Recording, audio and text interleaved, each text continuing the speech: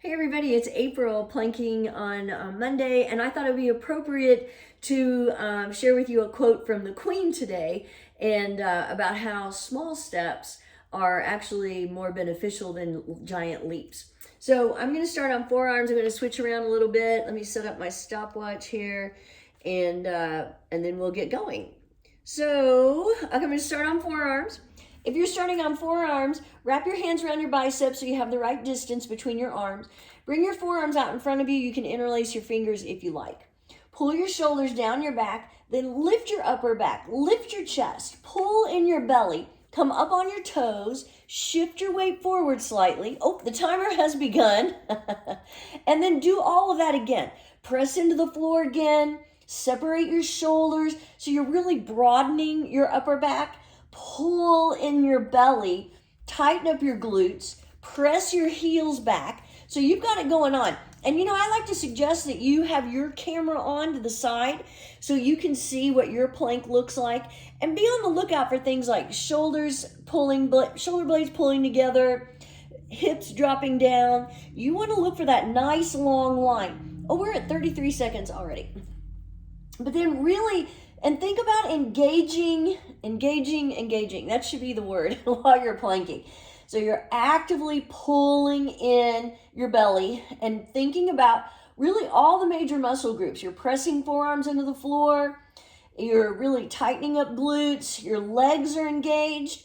I mean, you've got it going on. We are already almost at a minute. Here we go. I'm going to switch to my hands.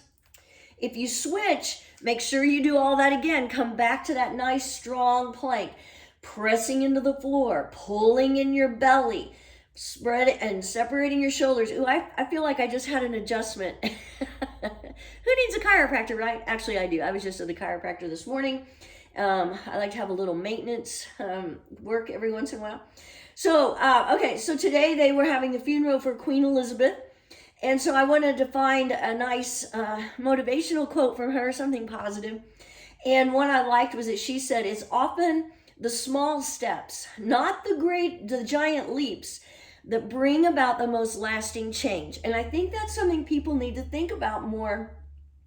And we tend to be, I don't know, everybody seems to think everybody's supposed to happen instantaneously, and it's going to and that you just make one big giant step and it's all going to happen for you. And that's not the case. So whether you're planking, we're at 2 minutes. I'm going to switch back to my forearms and lift a leg. I didn't start off planking right at 5 minutes. I started off at a minute, and then I added on with small steps. I added on maybe 15 seconds here, 30 seconds there over several weeks.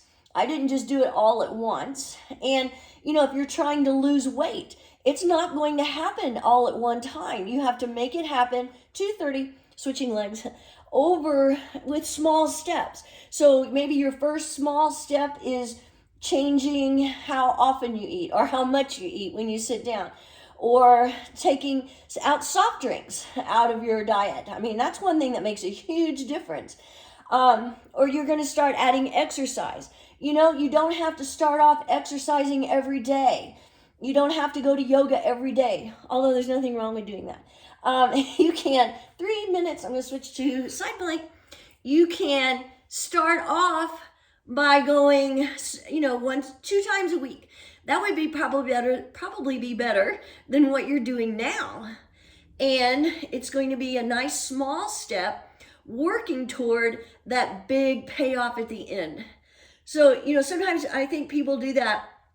They start off really expecting themselves to get up every morning at 5 o'clock and go to the gym 3:30. And that's it's not realistic.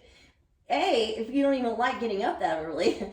B, you may not like exercising that early. I don't. Other than doing handstands, I don't practice hot yoga that early. It's just not my bag, and it's not what my body likes. So anyway, if you start off small and work your way up, be kind to yourself. You want to push yourself, but not so much that you lose interest or you become discouraged. Just gotta readjust the clothing here. And you don't want to become discouraged where you don't do it at all. So those small steps really do add up. The Queen knew what she was talking about. She knew what she was saying when she was talking about small steps. Those are the ones that can bring about the most lasting change. See, that's the other thing. If all of a sudden you decide, I'm going to work out every single day, you're going to burn yourself out. And that's not going to be lasting change. You might see something happen, right away when you first start doing it. And that's great, but is it going to be lasting? And that's the other thing to think about in that quote from her is, there's a difference between change that's temporary and change that's going to be there for the long haul. So just something to keep in mind as you start making changes in your life, if you are, to start with small steps. Start with a 30-second plank or a 50 or a minute, whatever is good for you.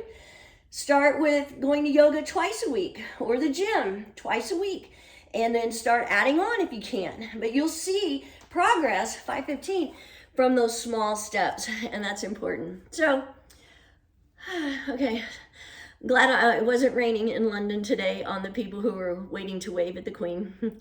Have a great day. I'll give you a queenly wave.